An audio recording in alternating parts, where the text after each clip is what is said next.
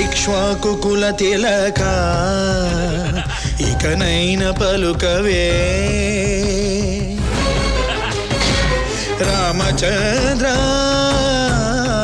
నన్ను రక్షింపగున్నను రక్షకులు ఎవరింక రామచంద్ర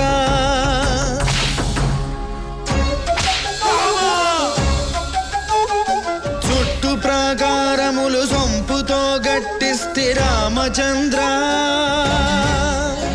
ఆ ప్రాకారముకు బట్టి 10,000 వరహాలు రామచంద్ర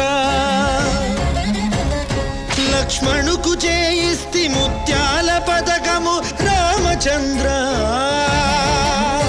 ఆ పథకానికి బట్టి 10,000 మొహరీలు రామచంద్ర